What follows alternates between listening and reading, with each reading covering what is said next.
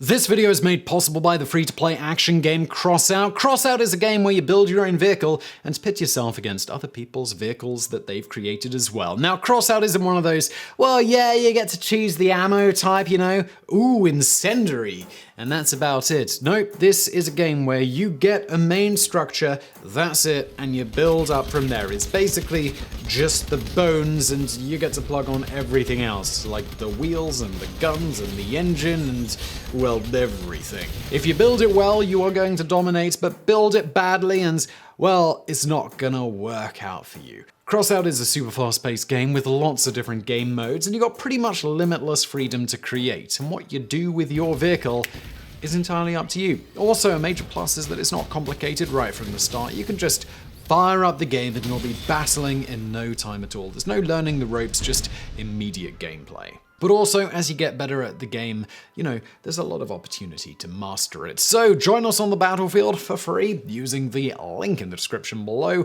PC, Xbox One, PS4, easy. Plus, going through that link, you get a free starter set with 3 extra weapons or a vehicle cabin. All is just a bonus for registering, and doing that's a great way to support the show. Link below, and let's get into it. In the early going, knighthood was an honor earned by those who had distinguished themselves in battle in some significant way or otherwise had made themselves into an absolutely exceptional soldier through many years of training. Later, the honor became somewhat more exclusive, generally limited to nobility or those who were the children of knights, but still typically requiring extensive military training. In modern times, of course, in places like the UK, knighthoods are typically granted for all manner of services to a nation, regardless of whether the person has any military training whatsoever. As for the US Medal of Honor, first introduced in 1861, much like in the earliest days of knighthood, this is earned via some extremely heroic act done in aid of the United States military.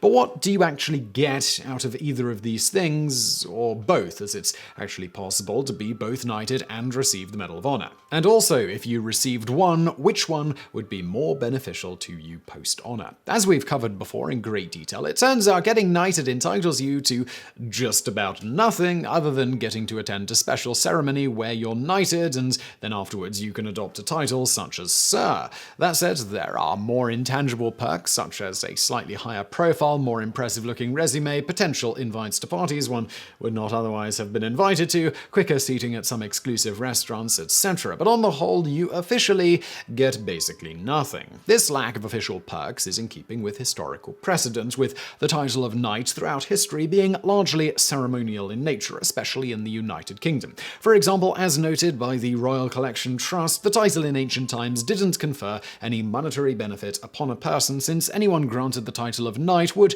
to quote them, be expected to have the financial ability to support the honor of knighthood so that he could provide himself with arms, armor, horses, and the required number of armed followers to render military service to his sovereign for a minimum period each year. Thus, disappointingly, being knighted today by the Queen does not come with a fiefdom and peasants to work the land, nor any such tangible award, not even a badass custom-forged sword or armor. Although we do know of at least one case where an individual who was knighted, British author Sir Terry Pratchett, went ahead and had such a sword made to commemorate his knighthood, and then lamented the laws of the lands that didn't allow him to carry it around in his day-to-day life, despite him being an actual knight. Perhaps because there is little incentive to accept, other than the pure honor of it, a surprising number of people, reportedly about 2% in recent decades, including John Cleese and David Bowie, have refused knighthoods for various reasons. Although what those reasons aren't typically publicly revealed, with exceptions like John Cleese, who stated he felt he'd already received much greater honor, having a Lima Avehi Cleesei named after him. In contrast, we could find only one instance of a Medal of Honor recipient requesting not to be considered for it, John J. Pershing. However, it didn't matter because his letter requesting to stop the nomination process wasn't received until after it was decided his actions weren't quite worthy. That said, there is one Medal of Honor recipient who would later publicly reject the honor, though still be awarded it, Army Chaplain Charlie Lightkey. As to what he did to earn it, in 1967 his Medal of Honor citation states, he was participating in a search and destroy operation when Company A came under intense fire from a battalion-size enemy force. Momentarily stunned from the immediate encounter that ensued, the men hugged the ground for cover. Observing two wounded men, Chaplain Lightkeep moved to within 15 meters of an enemy machine gun position to reach them, placing himself between the enemy and the wounded men. When there was a brief respite in the fighting, he managed to drag them to the relative safety of the landing zone. Inspired by his courageous actions, the company rallied and began placing a heavy volume of fire upon the enemy's positions. In a magnificent display of courage and leadership, Chaplain Lightkeep began moving upright through the enemy fire, administering last rites to the dying and evacuating the wounded. Noticing another trapped and seriously wounded man, Chaplain Lightkeep crawled to his aid. Realizing that the wounded man was too heavy to carry, he rolled on his back, placed the man on his chest, and through sheer determination and fortitude, crawled back to the landing zone using his elbows and heels to push himself along. Pausing for breath momentarily, he returned to the action and came upon a man entangled in the dense, thorny underbrush. Once more, intense enemy fire was directed at him, but Chaplain Lightkeep stood his ground and calmly broke the vines and carried the man to the landing zone for evacuation. On several occasions, when the landing zone was under small arms and rocket fire, Chaplain Lightkeep stood up in the face of hostile fire and personally directed the medevac helicopters into and out of the area. With the wounded safely evacuated, Chaplain Lightkeep returned to the perimeter, constantly encouraging and inspiring the men. Upon the unit's relief on the morning of 7th of December 1967, it was discovered that despite painful wounds in the neck and foot, Chaplain Lightkeep had personally carried over 20 men to the landing zone for evacuation during the savage fighting. And we'll just throw it in here that as a priest, Lightkeep was not armed during any of this. Lightkeep would later state of his days in the military, "I was 100% behind going over there and putting those communists in their place. I had no problem with that. I thought I was there doing God's work." However, after his time in the military, he became a pacifist and a very public advocate for peaceful resolution of any conflicts. Ultimately, in 1986, he gave up his medal as an act of political dissent against the US's activities in Central America, particularly the US backing various military groups there. As for the rest of the approximately 3,500 recipients of the Medal of Honor, there has been no such other rejection, including from any of the over 800 non-US citizens awarded this. And note here, as alluded to, it's perfectly possible for a UK citizen to be knighted and receive a US Medal of Honor if they perform a sufficiently brave and heroic act while serving with the US military. However, very unfortunately, we found and sifted through just shy of 300 UK-born Medal of Honor recipients and couldn't find a single one who was also knighted. On the flip side, the Queen may also give an honorary knighthood to a US Medal of Honor recipient, but we couldn't find any instance of this happening. And even if it did, an honorary knighthood does not allow the person to use the main perk of being knighted, the well-known title. That said, they can potentially append the suffix of their rank in the particular order they were appointed to if they want. But something like Bill Gates KBE doesn't exactly have the same ring as Sir Bill Gates. And yes, both Bill Gates and his wife Melinda have been given an honorary knight and damehood.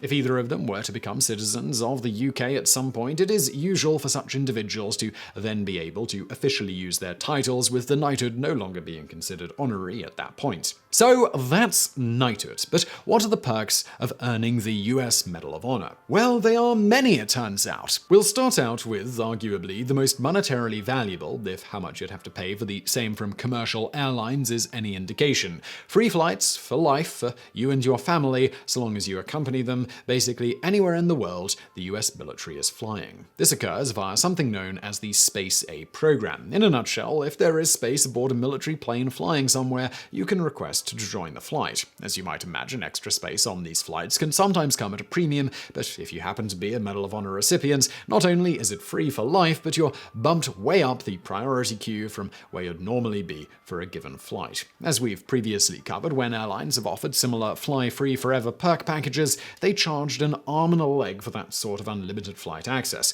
For example, in 1981, American Airlines sold these at $250,000, about $641,000 today per ticket, and then later up to $1.01 million, about $1.7 million today. Despite this, they were still losing money on the program, so jacked the price up to $3 million per ticket, about $3.7 million today, before finally cancelling the program and also trying, where possible, to revoke previously purchased lifetime passes if if they could find any fine print to wriggle themselves out of the deal. Moving on from the free flights, Medal of Honor recipients these days also get a boost of just shy of $1,400 per month in their pay and pension.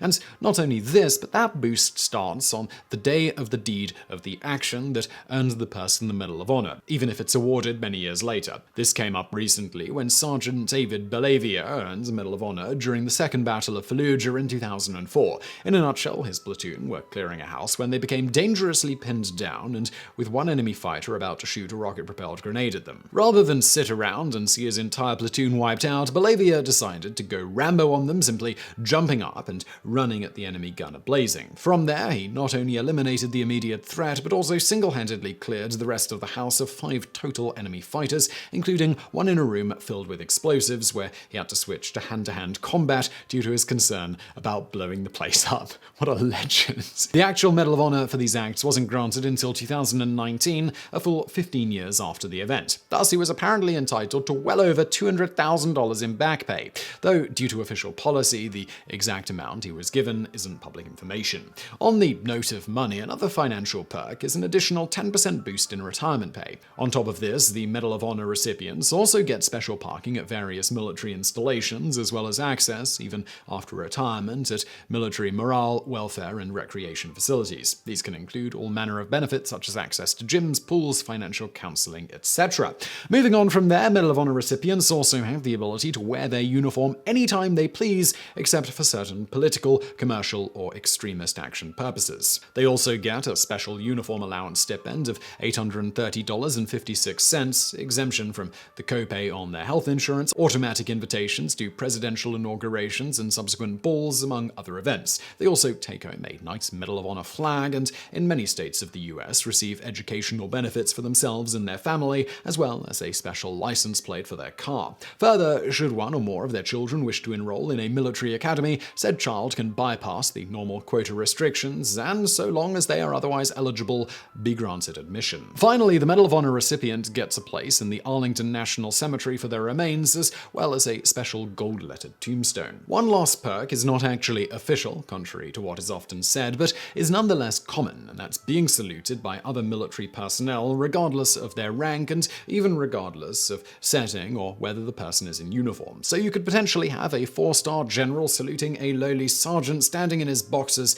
if the latter was a Medal of Honor recipient and the general felt so inclined. Of course, depending on one's personality, some of these intangible perks aren't exactly always appreciated. For example, Medal of Honor recipient Colonel Barney Barnum states one of the downsides is you're on parade all the time, and I tell you, there are times that you're just gonna walk away from everybody because you get tired of being patted on the back. On the note of downsides, one issue of the Medal of Honor compared to how most earn knighthoods these days is that the very nature of the requirements to get a Medal of Honor tend to see about half of all recipients since the start of World War II receive theirs posthumously. So unfortunately, they are not able to directly take advantage of the perks, though for some of the perks, their families will at least. Before we finish, we should also mention what happens if you earn more than one Medal of Honor, which 19 of the around 3,500 people who've received a Medal of Honor have done. Unfortunately for them, according to the Code of Federal Regulations, Section 38, 3.802 in Part B, it states,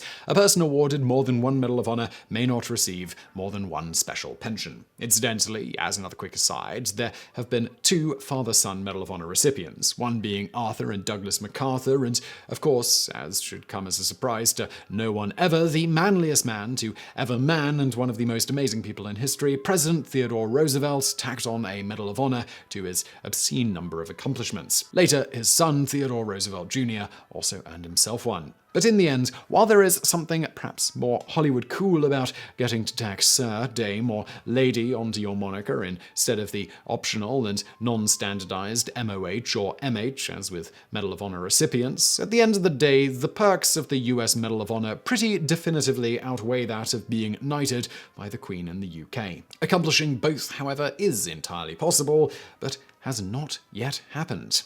So I really hope you found that video interesting. If you did, please do smash that thumbs up button below. Don't forget to subscribe. Also, please do check out our fantastic sponsor, Crossout. They are linked to below. And thank you for watching.